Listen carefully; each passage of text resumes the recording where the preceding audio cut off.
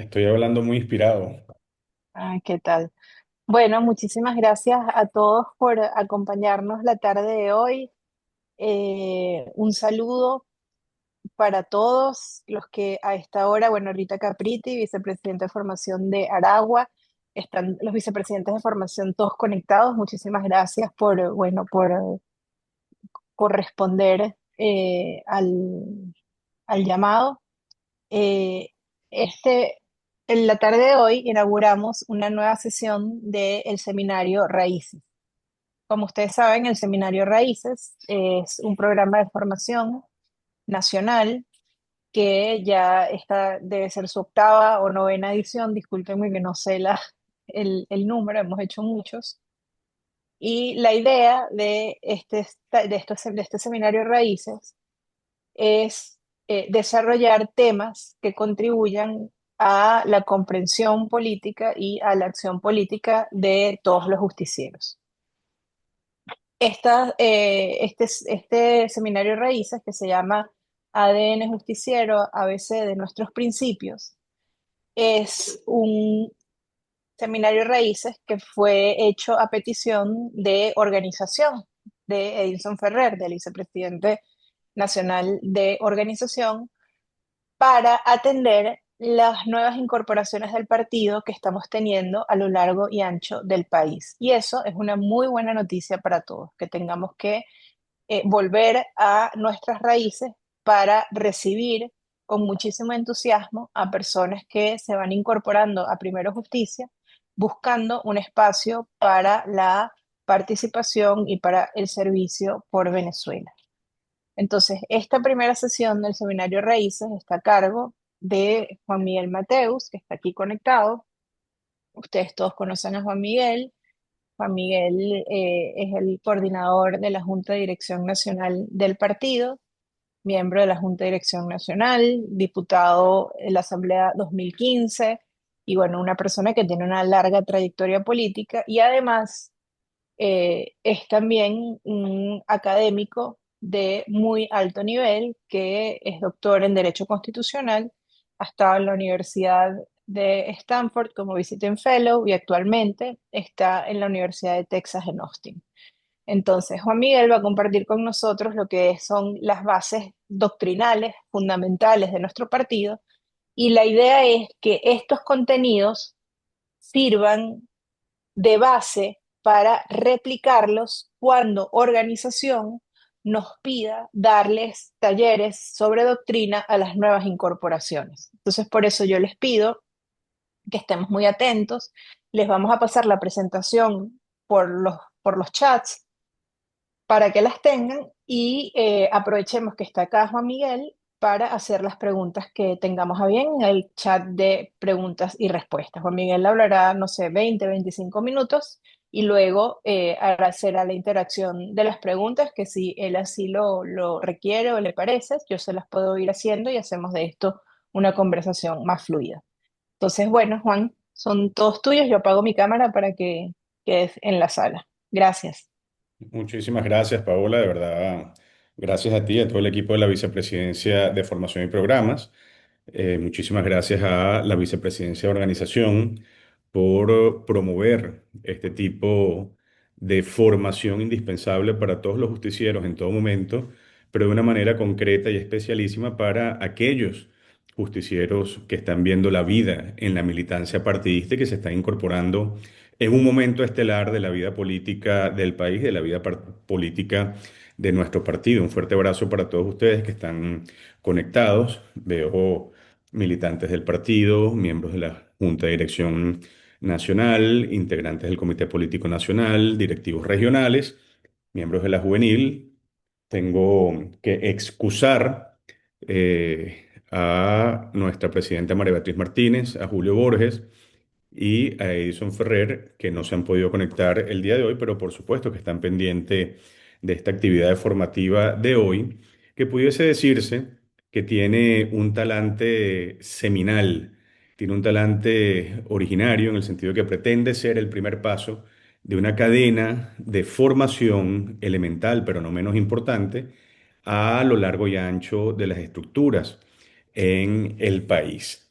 Una premisa inicial, preliminar, para comenzar esta nueva formación, digamos, esta nueva etapa de la formación en raíces, es que hay temas fundamentales sobre los cuales no estamos nunca definitivamente formados, sino que se requiere un esfuerzo del espíritu humano para seguir potenciando la formación, para abrazar la formación y sobre todo para que la formación tenga un impacto, un reflejo en el alma y por lo tanto en la actuación de las personas. Eso es lo que se pretende con Raíces, eso es lo que se pretende con esta formación doctrinal en un ABC, impactar en el alma de los justicieros para que se refuerce el resello de identidad de lo que somos y eso se note en nuestro accionar.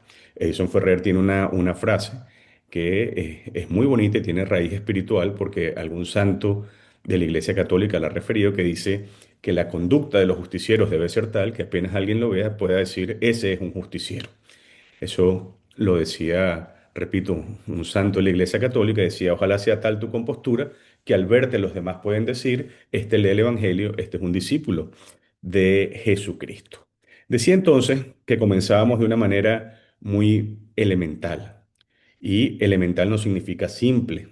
Sencilla no significa básica en sentido peyorativo. Vamos al ADN de los justicieros, es decir, qué es aquello que nos da propiamente identidad.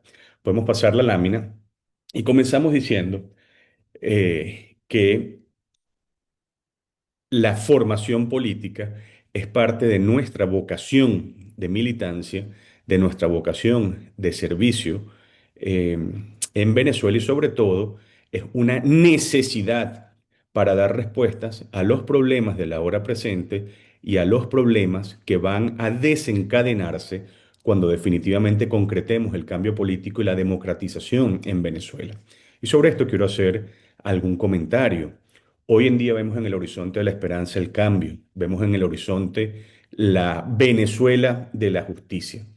Hemos padecido muchísimos dramas humanos, problemas estructurales, personales, como partido, pero aún esos problemas se presentan como inacabados porque todavía no sabemos verdaderamente cuál es la hondura del daño que ha causado primero el chavismo, luego el madurismo y ahora el rodrigato en Venezuela. Y ante eso, el único antídoto permanente que tenemos es el de aferrarnos al centro humanismo, a los valores del espíritu humano y a través de la formación política, preparar, en el mejor de los sentidos, voy a decir la expresión, a nuestro ejército justiciero para ir a inculturar, es decir, a ser parte de la cultura política venezolana, los principios que animan a Primero Justicia. Y por eso quería comenzar con esta cita de nuestro fundador, de Julio Borges, en la tomada de los papeles doctrinales, cuando él dice, hay que vacunarnos para siempre del totalitarismo, el populismo y la mentira a través de la formación política. La formación política crea una tensión vital en el alma que se resiste al totalitarismo, a la injusticia, a la mentira, al populismo, y para eso los justicieros debemos tener el alma presta, debemos ser recipendiarios de eso que nos permite responder a los problemas de nuestro tiempo desde nuestra visión de la persona, desde nuestra visión de la política. Podemos avanzar, por favor, con las láminas. Y como nuestra identidad y nuestro ADN justiciero no es únicamente una declaración formal de principios, sino que también está, o encuentra causa, encuentra expresión en todas nuestras dimensiones, también la jurídica, nuestra existencia jurídica, que no depende del régimen, que no depende del Consejo Nacional Electoral, pues nosotros hemos querido juridificar nuestra identidad doctrinal. Por eso es que en el artículo 1, en el mismísimo artículo 1 de nuestros estatutos, se puede leer que nuestro partido, el Movimiento Primero Justicia, es un partido político centrohumanista, popular y venezolanista que aspira al progreso integral y solidario de Venezuela y de los venezolanos en el marco ético de la democracia constitucional y del respeto a los derechos humanos. En esta parte del artículo 1 de los estatutos hay un compendio, una síntesis apretada, pero muy real, muy sustanciosa, de lo que somos y de lo que tenemos que seguir siendo en nuestra marcha histórica de servicio a Venezuela. Y me detengo brevemente en cada uno de ellos. Es un partido político centrohumanista. Sobre esto va a versar el grueso de la presentación. Pero cuando hablamos de centrohumanismo decimos básicamente o hablamos de ese principio supremo rector que nos inspira en todo lo que hacemos, que es la centralidad de la persona humana, conceptualizada básicamente como que la persona es el principio, es decir, la motivación, es el sujeto y es el fin de todo nuestro accionar político. Principio, sujeto y fin de la acción política. Es un movimiento popular que no populista, es decir, que se inserta en el torrente sanguíneo del pueblo venezolano, que lo reconoce como sujeto eminente de la acción política, que tiene una dignidad, refleja de la dignidad humana, que nos incorpora a todos y que de una manera soberana es capaz de darse un futuro en gravitación hacia la justicia. Pero fíjense que es importante decir que somos populares, que no populistas, porque eso quiere decir que entendemos que allí hay una buena parte de la finalidad en nuestras acciones. Es llegar al pueblo, lo que naturalmente de una manera cotidiana decimos como o llamamos la gente. Y es un partido venezolanista, quiere decir que nos enraizamos en nuestra identidad venezolana, en lo criollo, en lo que somos. Desde que somos República Independiente, por supuesto, a partir de 1811, desde que lo somos de una manera separada de Colombia, a partir de 1830, pero sin perder de vista el elemento de hispanidad, en concreto en lo atinente a lengua, a religión y a modos culturales que nos vienen desde la época colonial con el mestizaje que eso pudo producir en la Venezuela precolombina. Pero somos un partido venezolanista.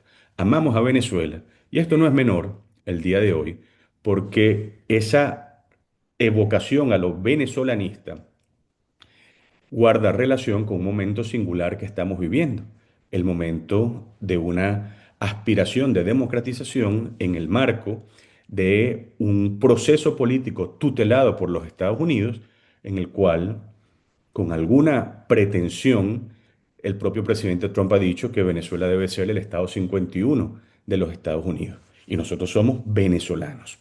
Que aspira al progreso integral y solidario de Venezuela y de los venezolanos, quiere decir que aspira el desarrollo y la perfección de la persona en su dimensión espiritual y en su dimensión material y corporal.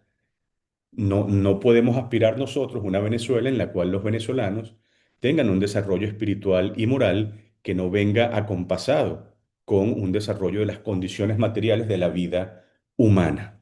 No podemos aspirar a una riqueza espiritual y de educación entre los venezolanos si no hay un mínimo de condiciones materiales en los cuales pueda ser posible el recto desempeño de la persona y el recto ejercicio de la libertad de la persona. En el marco ético de la democracia, es decir, aspirando a que los bienes humanos se realicen en la historia, en el contexto de la democracia constitucional y del respeto de los derechos humanos.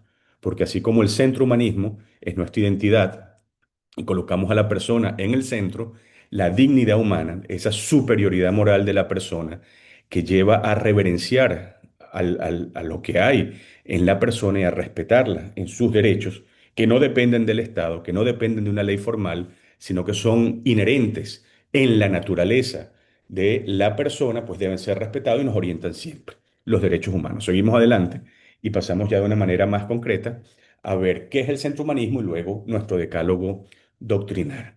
Entonces, ¿qué es el centrohumanismo? De una manera muy sencilla, como lo pidió Edison Ferrer para que así lo podamos transmitir a los demás.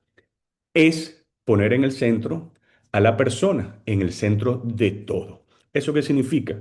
Significa de una manera específica que la ordenación de la sociedad y de las relaciones humanas no encuentran otro centro gravitacional que la persona. No es el Estado, No es el Estado el principio por el cual debe ordenarse la convivencia humana. El Estado sirve a la convivencia humana. No es el mercado, no es el capital. El capital sirve a la convivencia humana y a las relaciones de justicia en el marco de una comunidad política. No es el medio ambiente. El medio ambiente se ordena al bien de la persona, pero es precisamente la persona la que está en el centro. Y eso nos lleva a colocarnos en un cuadrante que no es ideológico. Hablar de centro humanismo y hablar de la centralidad de la persona humana, es decir, de la persona como principio, sujeto y fin de la vida política, no nos coloca en el plano de la opinión, de lo que yo pueda pensar que es la realidad de un constructo ideológico. Nos coloca en el plano de lo doctrinal y de lo que deriva de la ley natural y de la propia naturaleza humana. Por eso, nosotros no somos de izquierda, no somos de derecha, somos centrohumanistas porque vemos a la persona.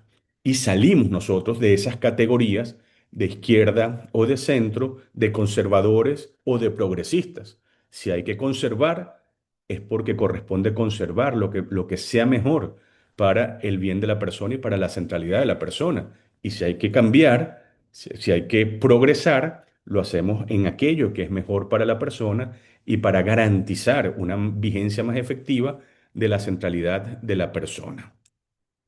Por último, buscamos materializar la defensa de la dignidad humana, ya veremos cómo lo hacemos, para que haya justicia y paz. Y ambos elementos van de la mano. Es decir, la paz solo puede ser moral si es fruto de la justicia. La paz no es un orden mecánico, puede haber una paz, que es la paz de los sepulcros, la paz de las espadas, la paz del miedo, pero eso no es lo que queremos en Venezuela, no es lo que queremos alcanzar los justicieros para nuestro país, sino precisamente lo contrario. Una paz que tenga cualidad moral, que sea fruto de la justicia, como tantas veces insistió Juan Pablo II. Seguimos adelante y vemos cada uno en concreto. Nuestro decálogo. En primer lugar, la dignidad humana. Cada persona es el centro y destinatario de nuestra acción. ¿Y qué es la dignidad humana? Una superioridad. Los filósofos lo llamarían ontológica, una superioridad en el ser y una superioridad moral. Es decir, ¿cuáles son los planos del ser? Pues está la vida material, está la existencia material, está la vida vegetal, está la vida animal y está la vida racional. La vida material es una roca, una piedra. La vida vegetal es una mata de lechosa. La vida animal es una vaca, pero la vida racional es aquella del entendimiento que puede procurar aprehender, captar lo que es bueno y es malo, la justicia y la injusticia, distinguir aquello y tener vida moral. Lo propio de la persona es la vida moral y eso es posible por esa especial dignidad que tiene la persona. Si se pone en clave confesional, en clave de credo, pues la persona humana ha sido creada por Dios y es imagen de Dios. Y eso, por supuesto, también le da no solo un aroma eterno, sino una superioridad porque se acerca de algún modo a su creador. En segundo lugar, la vida. Y esto es ADN justiciero.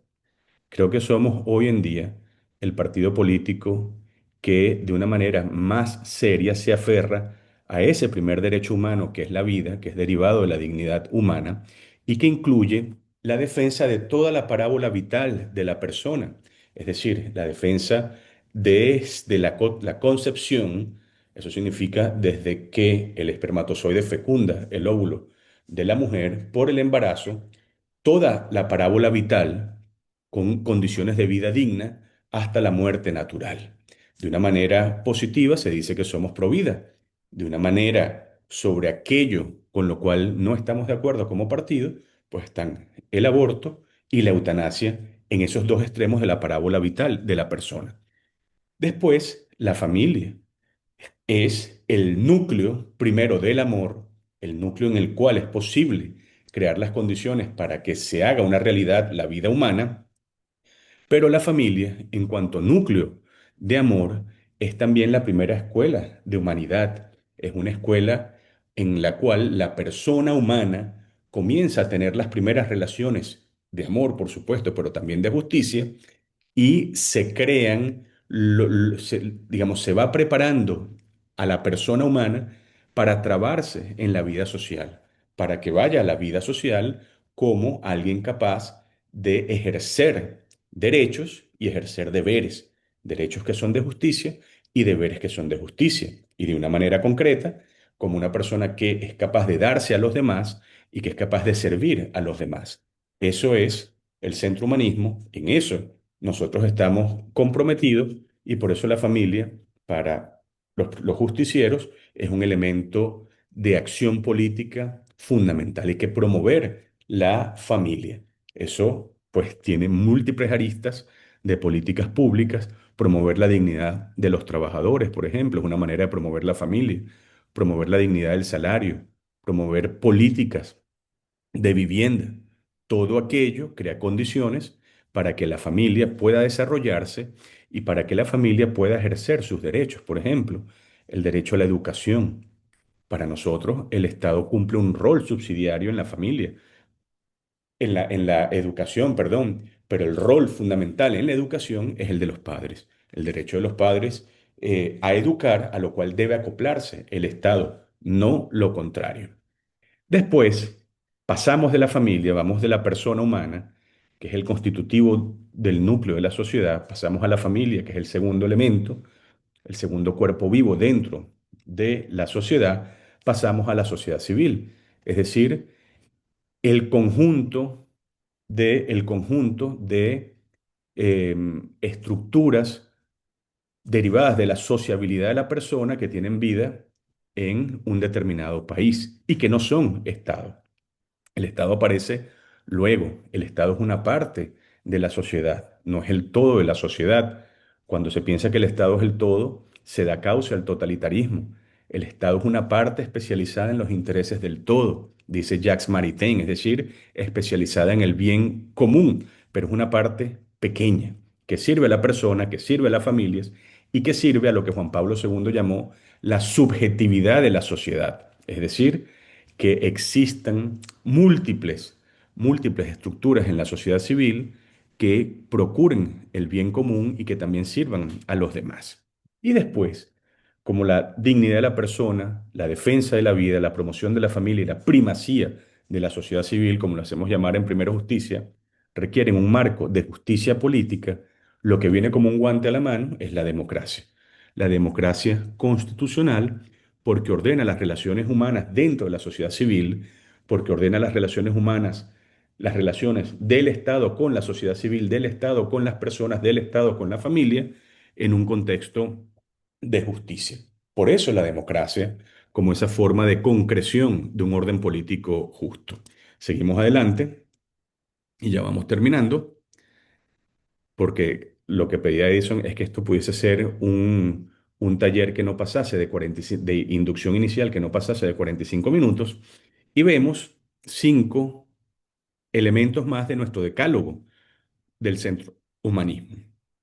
El primero es la justicia social en libertad, es decir, que partiendo de la libertad humana, de los talentos humanos, de la igualdad ante la ley, puede haber una ordenación en la sociedad de manera que todos puedan participar de los bienes mínimos y elementales para progresar integralmente, los bienes del espíritu y los bienes materiales. Eso no es igualación, eso no es socialismo, porque, repito, está mediando allí la igualdad ante la ley y los talentos. No es una igualación colectivista, es precisamente un punto de partida en el cual se crean unas condiciones sociales para que pueda haber una solidaridad entre familias, personas y cuerpos intermedios y para que el Estado pueda subsidiariamente nivelar las cargas dentro de la sociedad. Después la economía. Nosotros la hemos llamado o la asumimos en Primera Justicia desde su concepción de economía social de mercado que guarda mucha relación con lo que he dicho anteriormente. Es una economía en la cual hay 4 principios básicos. La propiedad privada, que debe ser respetada, y que es para el bien de la persona, de la familia, la libertad económica, que es la potencialidad de los talentos puestos en servicio de los bienes materiales, una moneda de calidad, cosa que no tenemos en Venezuela, y decía Juan Pablo II, como condición ética de la convivencia económica, no es un aspecto técnico de la economía, es una condición ética, es decir, apunta al bien de la persona y Estado de Derecho, que propiedad privada, que libertad económica, que una moneda de calidad encuentren en el Estado de Derecho mecanismos de protección y de ordenación en justicia. Después, la opción preferencial por los pobres. Nosotros atendemos al bien de todos y la persona está en el centro de todo. Pero hay un mal terrible, que es el mal de la pobreza. Una pobreza que puede ser material o puede ser espiritual también. Pero en Primero Justicia asumimos este principio, el de la opción preferencial por los pobres, porque servimos en mayor medida a quien más necesita de nosotros. Y Venezuela supone para nosotros un proyecto de opción preferencial por los pobres, porque es un país empobrecido materialmente y tenemos que ir a acabar, repito, con la pobreza y con la desigualdad, pero también es un país empobrecido espiritual y moralmente y tenemos que crear condiciones para la riqueza espiritual, para el crecimiento espiritual y moral de la persona, sabiendo que ambas cosas están relacionadas, que el crecimiento espiritual de la persona demanda unas condiciones mínimas de vida digna y que las condiciones de vida mínimas de vida digna son para el crecimiento también moral de la persona. Después, vemos la necesidad del bien común universal. La familia humana es una sola. Sobre eso, el Papa Benedicto XVI insistió una y otra vez. La familia humana es una sola y debe alcanzarse el bien común universal, pero de una manera ordenada. Debe haber bien común en Venezuela, debe realizarse, y nosotros lo llamamos Venezuela de la justicia, pero también debemos colaborar al bien común universal, a la paz en las relaciones entre los pueblos, a la justicia en las relaciones entre los pueblos y a la solidaridad, sabiendo que esa solidaridad y esa procura del bien común universal encuentra unos elementos de cercanía natural con nuestros vecinos naturales, Brasil, Colombia, por ejemplo, pero sabiendo que Venezuela no puede ensimismarse, sino que debe apuntar al bien común universal. Y por último, un ambiente sano, un ambiente que sea para la persona humana. Se entiende que el medio ambiente es el ecosistema humano y no es propiedad de quienes hoy poblamos la Tierra, sino que es propiedad de la especie humana. Y por eso de esa necesidad de un ambiente sano aparece o deriva una obligación que es una obligación intergeneracional de cuidar el ambiente, para que las generaciones por venir también puedan disfrutarlo y también puedan entonces desplegar una vida humana. Todo esto que he dicho dentro de nuestro decálogo centro humanista encuentra ecos en políticas públicas para gobernar. Por eso es que siempre hemos tenido en planes, desde doctrina primero, pero también desde la Fundación Rosso y la vicepresidencia, el construir un catálogo de políticas públicas centrohumanistas, es decir, una traducción de cada uno de estos principios del decálogo en políticas públicas que se puedan ejercer desde la perspectiva local, regional, nacional y tanto en los ámbitos ejecutivo como legislativo. Termino diciendo únicamente que un político y un partido son mucho más eficaces en su acción histórica por el bien común si tienen sólidamente aprehendidos, es decir, teniendo en el alma los principios doctrinales que los inspiran. Y eso en nuestro caso es ese ADN justiciero, es el centro humanismo y, repito, es la fuente de respuesta para muchos problemas en la historia y para solucionar humanamente las vicisitudes que nos tocan sobrellevar en el contexto de un proceso que va a ser complejo de democratización. Me pasé 4 minutos, pero lo dejo hasta allí. Muchísimas gracias, Paola.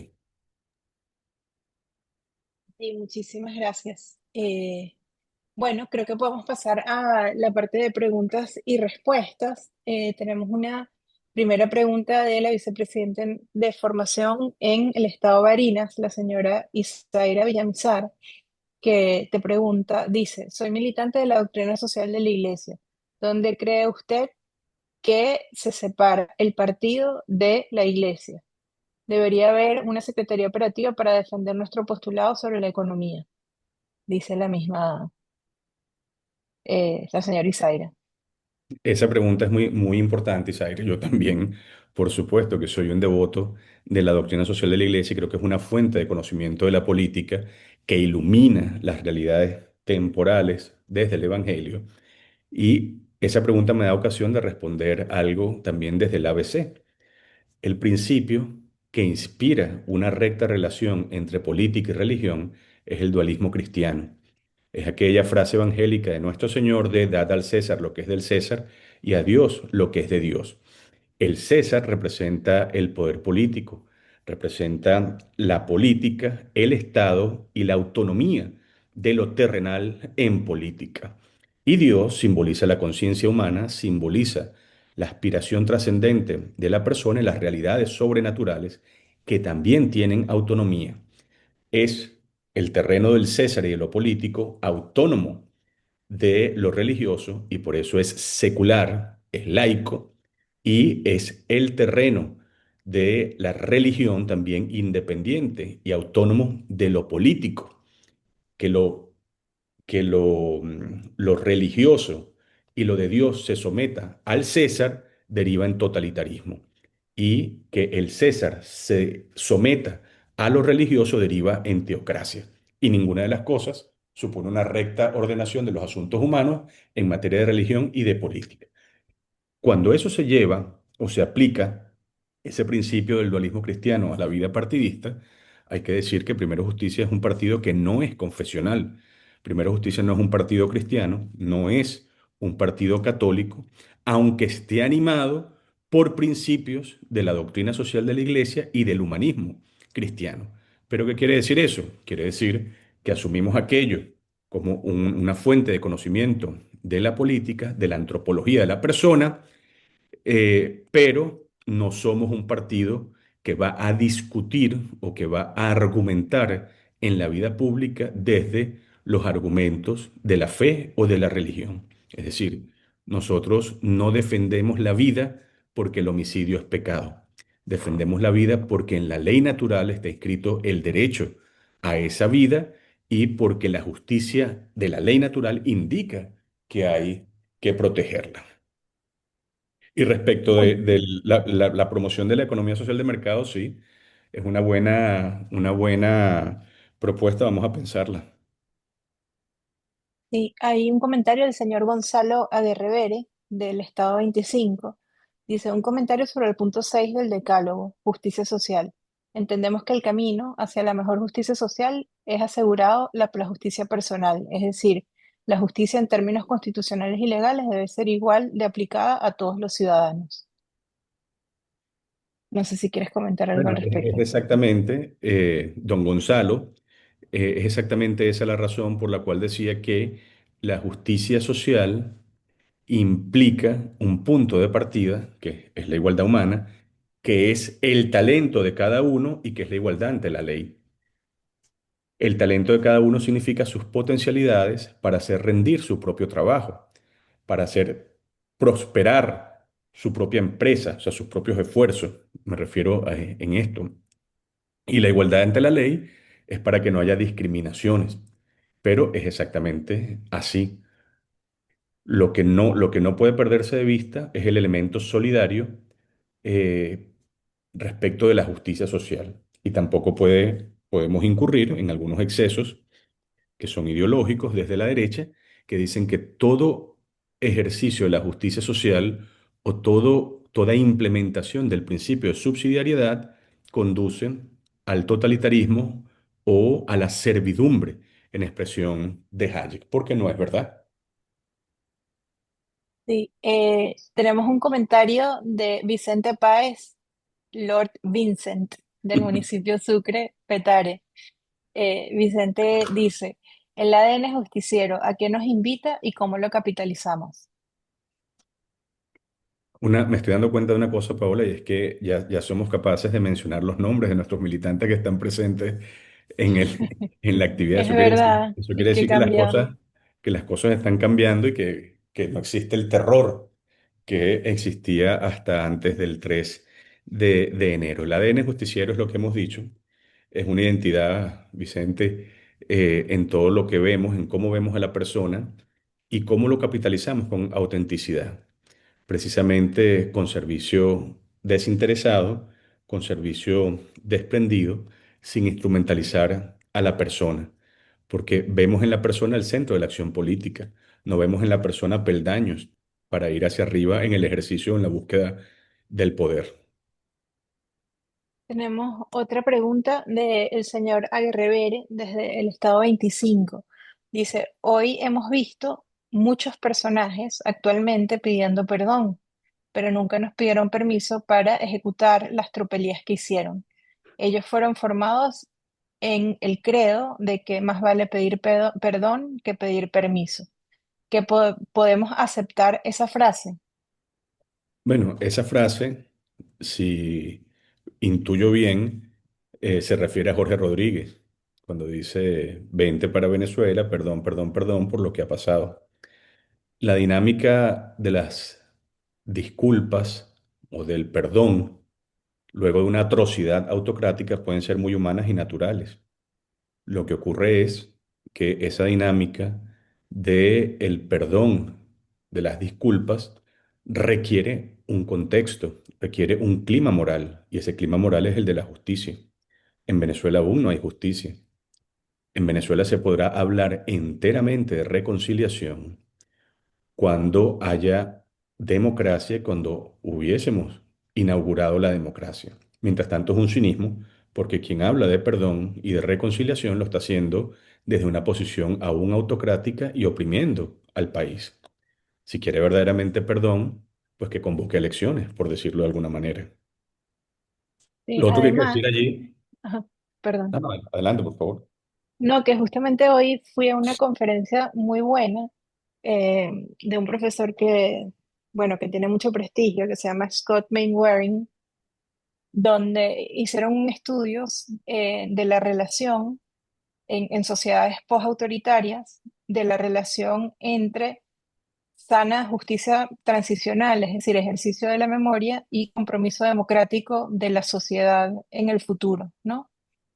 Y los hallazgos de esa investigación que analiza, eran 6 países de América Latina, una investigación buenísima. La verdad es que yo creo que yo no sé si él habla castellano, si habla castellano lo podemos invitar a que nos dé esa charla porque me pareció muy Si interesante. habla, si habla castellano, porque aunque parece bastante joven, vivió en Venezuela entre el año 76 y 78.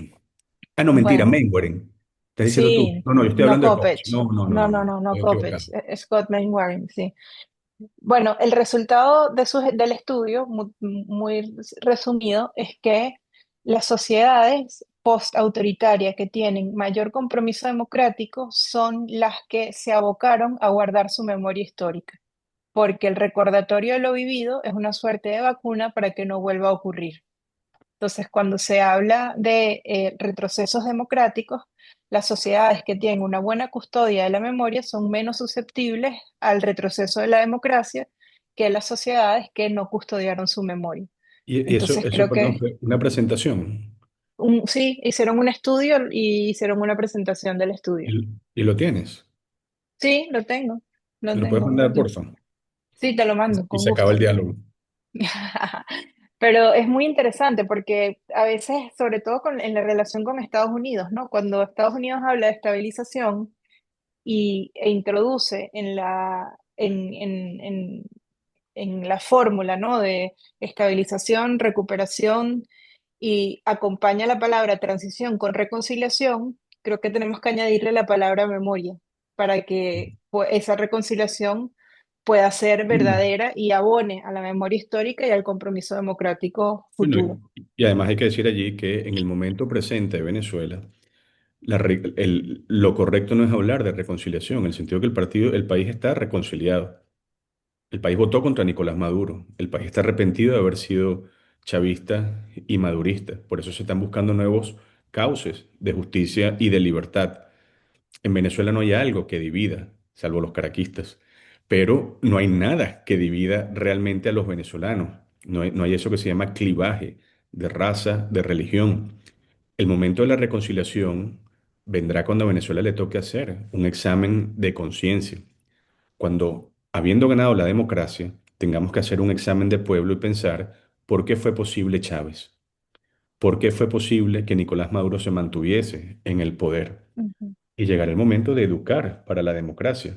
Y le acabo de mandar un artículo que escribí al equipo de la vicepresidencia que se titula así, Educar para la democracia, y es precisamente, supone dos pasos: examen de conciencia de pueblo, examen de conciencia cívico y preparación de la memoria histórica, donde la memoria histórica debe ser afinada por la conciencia histórica. Por eso distinguir en la historia lo que ha estado bien y lo que ha estado mal y de lo que somos corresponsables en alguna medida. Ok. Eh, Un mensaje de Merlin Tablante dice, tengo 26 años en el partido y siempre en constante formación.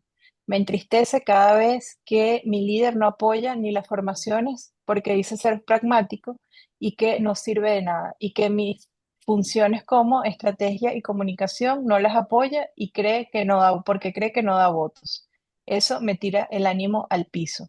Es del estado Aragua. Yo creo que es un comentario muy importante porque habla del gobierno interno del partido y de la dificultad de mantener un partido. No sé si tienes un comentario sobre eso, Juan. Y gracias por compartir tu comentario, Merlin. Sí, no, muchísimas gracias y la verdad es que un partido político sin formación es un partido político que no tiene reservas espirituales, que no tiene reservas morales. Si hay algo que precisamente permite que un líder político, que un político se muestre prístinamente tal como es la formación. Y eso la gente lo ve, la gente sabe distinguir lo que es auténtico y lo que es de mentira. Y la formación es acción política. A Además, veces, a veces pensamos que la formación no es acción política y a mí siempre y de esto me acordaba esta semana en una entrevista que me hicieron de cómo Gallegos, cuando se dieron cuenta que Gómez se iba a quedar en el poder hasta que la muerte lo venció, y se dieron cuenta que no era posible el cambio político, Gallegos se entregó a ser maestro.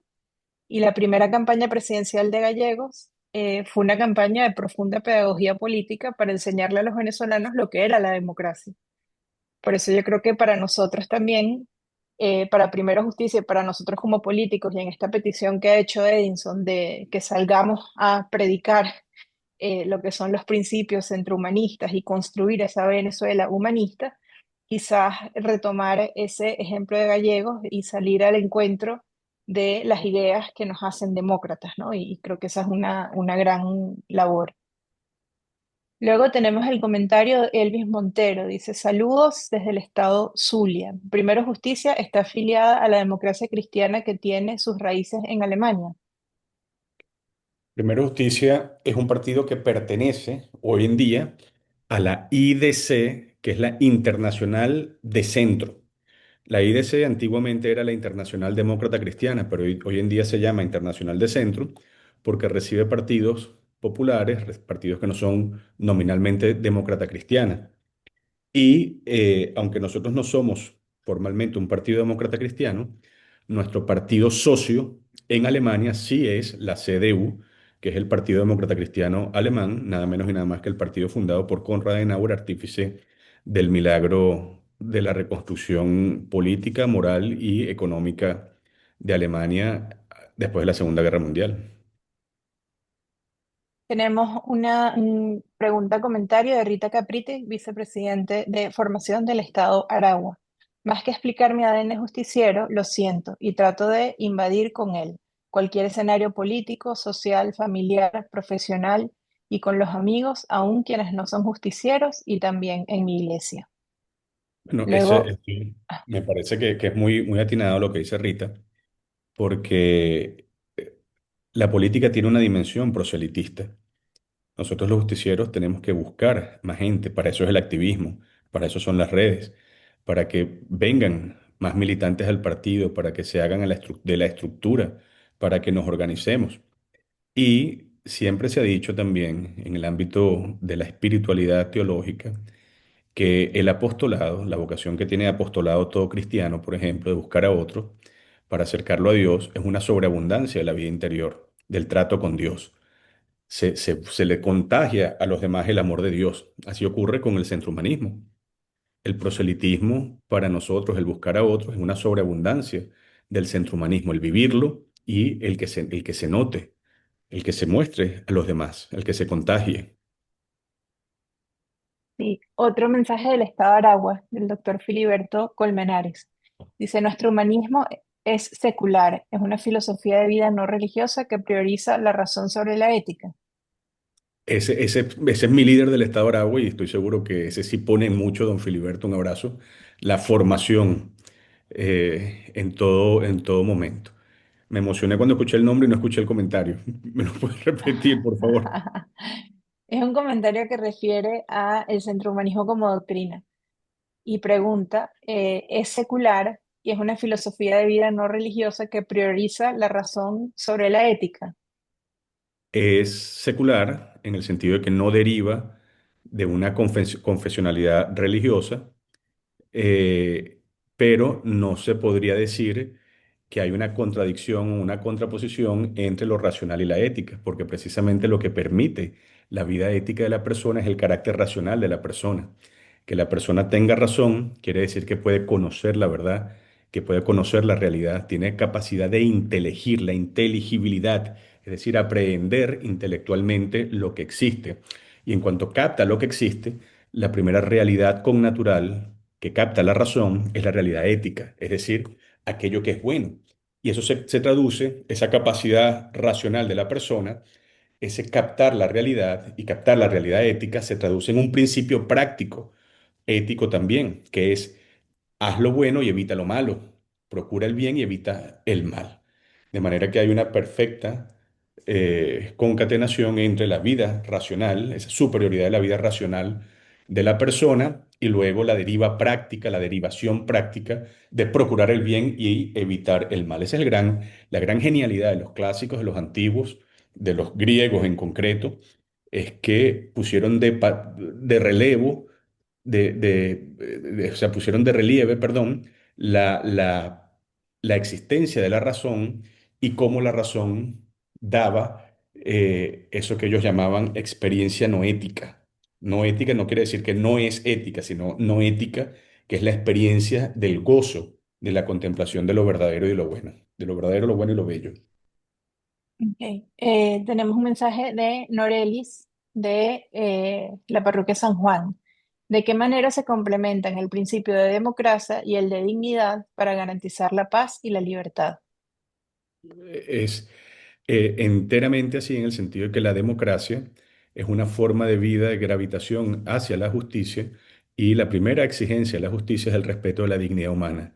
Por lo tanto, eso también tiene una derivación práctica, que es la creación del sistema de protección de los derechos humanos. La democracia es democracia porque supone unas reglas claras, manda la mayoría, se respeta a la minoría, pero también porque hay unos límites de protección de la ley natural, de la dignidad humana, que se traduce hoy en día en lo que conocemos como los mecanismos de protección de los derechos humanos. Perfecto. Un mensaje de Ciano, municipio Libertador también, dice, los venezolanos queremos reconciliación, pero reconciliación con la verdad. Así es. Luego, un mensaje de Yobel González que dice, cuesta mucho perdonar. Tenemos un mensaje de El Rey León en Nueva Esparta que dice, felicito a Paola y Juan Miguel y a todo el equipo de formación por nutrirnos y engrandecer la formación de todos los justicieros. Gracias, Silva. Isaira, sí, Isaira Villamizar dice, en mi programa de formación tengo un área llamada Educación para la Democracia. Espero contar con usted, por supuesto, Isaira, en Por todo lo que supuesto. podamos ayudar, aquí estamos. Pero vamos a lo anterior, Paola, me parece relevante. Dice, es difícil perdonar. Ujú. Por supuesto que es difícil perdonar. Es decir, es una experiencia humana recurrente que el padecer injusticia, el sufrir las injusticias, lacera el alma, lacera lo esencial en la persona. Pero también es verdad que el perdón es esencial a la persona. Eso tiene un eco religioso, por supuesto. Eh, digamos, todo el cristianismo se levanta sobre la posibilidad del perdón. Eso es eso es la redención, es la posibilidad del perdón de los pecados. Pero luego también hay un principio de la sabiduría clásica sobre el perdón, que es la misericordia o el dolor que produce en el alma de quien padece la injusticia, el sufrimiento de quien comete la injusticia. Platón repetía una y otra vez que el cometer una injusticia era peor que el sufrirla. Es decir, que en la escala de la justicia y la injusticia, el injusto se daña en su alma muchísimo más de lo que resulta dañado quien sufre una injusticia. El que apresa y tortura se denigra como persona humana, se degenera en su humanidad. En cambio, el que recibe la tortura, de alguna manera misteriosa y milagrosa, sin embargo, puede convertir ese sufrimiento en ocasión de crecimiento interior, en ocasión de amor. Y por eso la necesidad de tener las ideas claras, como los centrohumanistas, para saber metabolizar el dolor, la injusticia, de manera que no se convierta en odio, sino en potencialidad de perdón y en potencialidad de amor. Cuando yo he escuchado o escuché todos los relatos, las anécdotas que hemos visto gracias a a la vicepresidencia de formación, de las sesiones de entre el candado y la cruz, pues básicamente es eso, el cómo los justicieros pudieron asumir el candado y sobrellevar el sufrimiento de una manera digna porque se anclaban en la cruz y cómo el candado matizado desde la cruz es ocasión de perdón y es ocasión de crecimiento en lo humano. Muchísimas gracias. Naibel González, desde Cabimas, en el estado Zulia, dice, ¿no creen que el hecho de que los venezolanos no hemos salido a incendiar el país es una prueba de que no queremos venganza, sino que esperamos y exigimos justicia? Eh, de una manera positiva creo que es así.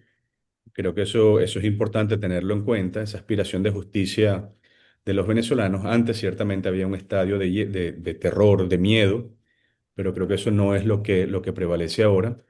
Lo que sí es importante es que Venezuela y el pueblo venezolano tiene una orientación de justicia muy marcada. Eso es el 28 de julio de 2024, por ejemplo, y esa es la expectativa que hay en Venezuela por la democratización total del país. Muchísimas gracias. Tenemos una pregunta de Nieves Belisario, vicepresidente de Formación del Estado Nueva Esparta. Dice, la integridad y la capacitación son fundamentales para el buen ejercicio público, pero el resentimiento por lo vivido es un obstáculo para lograr la reconstrucción del país. ¿Podremos recibir herramientas de mediación? Esa es una pregunta muy interesante. Sí, yo creo que sí, Nieves. Sí, yo creo que todo lo que sea formación en mediación, generación de consensos, y sobre todo una cosa que he estado trabajando los últimos tiempos, que es un taller que se llama Virtudes Transicionales, que es el tipo de virtud política a la que debemos acudir dependiendo del momento de cambio político. Y sí, sin duda alguna necesitamos herramientas para manejar lo que estamos viviendo y por supuesto lo que viene. Joel González dice, ahora más que nunca necesitamos este tipo de formación. Muchísimas gracias.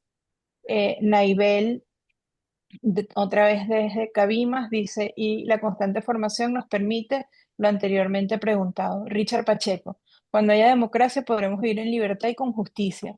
Y en ese terreno, el miedo y la autocensura ya no serán una opción y menos una solución. La formación es una necesidad indispensable para salir a predicar nuestra doctrina centrohumanista por todos los rincones de la Venezuela profunda.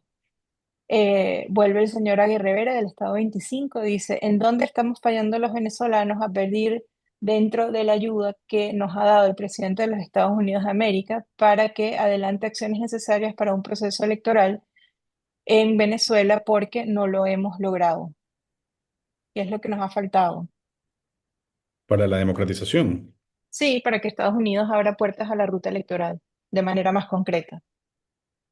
Bueno, yo creo que no hay que decir nada distinto a lo que ellos mismos han dicho públicamente, ¿no? Han fijado una ruta, que es la ruta de la estabilización, la recuperación y luego la democratización. Esos son los tiempos de Estados Unidos. Son los tiempos que ellos marcan después de haber irrumpido en Venezuela el 3 de enero, llevarse a Maduro, cosa que agradecemos los venezolanos, pero lo que sí es que es cierto que los venezolanos quisiéramos que el proceso de democratización se acelere y que tengamos esas elecciones para darnos un presidente cuanto antes. Es algo que tenemos que forjar. Buenísimo. Bueno, hemos llegado, nos quedaron unas preguntas pendientes, pero lamentablemente hemos llegado al final del espacio y como ustedes saben, siempre procuramos ser puntuales a la hora de comenzar y puntuales a la hora de terminar. Entonces, les queremos agradecer la presencia, la atención, el intercambio y bueno, animarlos a que sean replicadores de cada uno de los mensajes que tuvimos la tarde de hoy. Muchísimas gracias y nos vemos la semana que viene, que tenemos una sesión. Envíen la presentación, ¿no? Para que lo repliquen por allí. La vamos a vender, Ah, ok. no mentira, la vamos, la vamos a enviar por los chats. Un Un abrazo para abrazo para todos. todos.